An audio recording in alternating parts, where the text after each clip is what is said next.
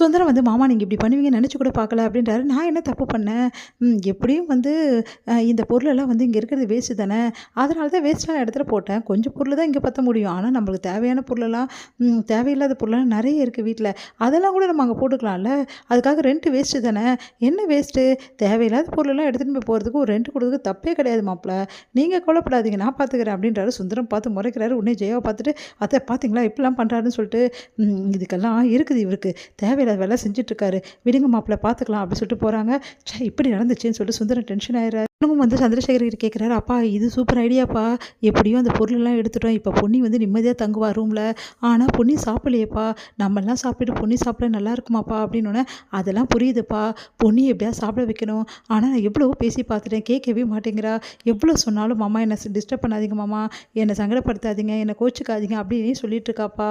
என்ன பண்ணுறதுன்னே தெரியல. நான் அந்த கடவுள் தான் மனசு வைக்கணும். அந்த கடவுள் தான் வந்து பொன்னிக்கு வந்து வழி பிறக்கணும்.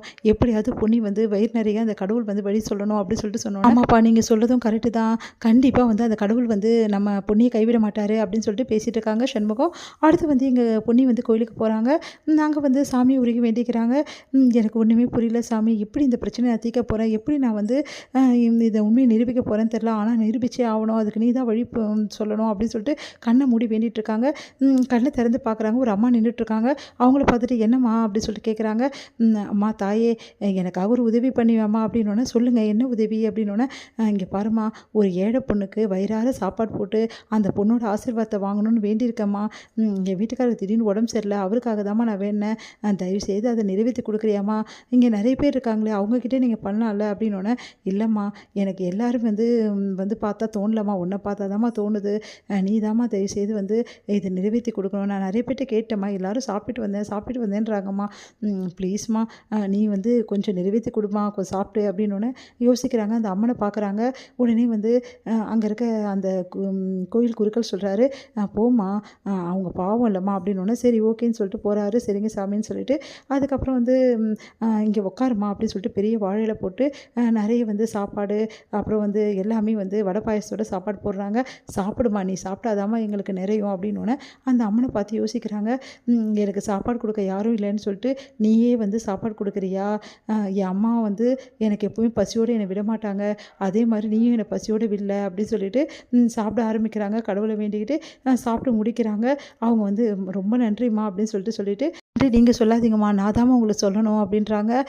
"இல்லம்மா எங்களோட வேண்டுதல் எங்க பலிக்காம போயிட போதோ, யாருமே சாப்பிட மாட்டேங்கிறேன். ரொம்ப பயந்துட்டு இருந்தேன். நீ சாப்பிட்டுட்டம்மா. எனக்கு இது போதும்மா" அப்படின்னோனே, சந்தோஷப்படுறாங்க பொன்னி. பொன்னி வந்து அந்த சாமிய பார்க்குறாங்க. உடனே வந்து அப்படியே பார்த்துட்டு, "சரிங்க நாங்க வரேங்க" அப்படின்னு சொல்லிட்டு, "எங்க இருந்தாலும் உங்க வீட்ல இருக்கவங்கலாம் நல்லா இருக்கணும் அப்படின்னு சொல்லிட்டு நான் வேண்டிக்கிறேன்" அப்படின்னு சொல்லிட்டு பொன்னி கிளம்புறாங்க. இங்க வந்து பொன்னி வந்து வராங்க கோயில்லேருந்து. சந்திரசேகர் வந்து பார்க்குறாரு. பொன்னியோட முகம் நல்லா இருக்கே அப்படின்னு சொல்லிட்டு, "என்னம்மா பொன்னி கோயிலுக்கு போயிட்டு வரியா?" அப்படின்னோனே, "ஆமா மாமா. என்னம்மா நீ சாப்பிடாம இருக்க?" அப்படின்னு சொல்லிட்டு வருத்தப்படுறாரு. "கவலைப்படாதீங்க மாமா. இன்னைக்கு நான் சாப்பிட்டுட்டு தான் வரேன்" அப்படின்னோனே அதிர்ச்சி அடைகிறாரு. நடந்த விஷயத்த எல்லாத்தையுமே வந்து பொன்னி சொல்றாங்க. "பாத்தியாம்மா அந்த தெய்வமே வந்து உனக்கு சாப்பாடு வந்து குடுத்துடுச்சு. எப்பவுமே வந்து திக்கற்றவங்களுக்கு தெய்வம் தாம்மா துணை. அந்த தெய்வம் வந்து உன் கூட இருக்க வரைக்கும் நீ எல்லாத்துலேயும் வெற்றி பெறுவ பொன்னி. எனக்கு அந்த நம்பிக்கை இருக்குது. இந்த மாமா சொல்கிறேன்ல" அப்படின்னோனே, "ரொம்ப நன்றி மாமா" அப்படின்னு சொல்லிட்டு கிளம்புறாங்க பொன்னி. இங்கே வந்து பொன்னி சாப்பிட்ட விஷயத்த வந்து நம்ம வந்து சக்தி கிட்ட சொல்கிறாங்க சந்திரசேகரும். அதுக்கப்புறமா சண்முகமும். அதை கேட்டு சக்தி சந்தோஷம் தாங்க முடியல. "நிஜமாலே சாப்பிட்டாளா?" அப்படின்னோனே, "ஆமா இன்னைக்கு கோயிலில் சாப்பிட்ருக்கா. அதுவும் நல்ல விருந்து சாப்பாடு மாதிரி குடுத்துருக்காங்க" அப்படின்னோனே, "உண்மையிலேயே எனக்கு சந்தோஷமாக இருக்குப்பான்னு" சொல்லிட்டு நிம்மதி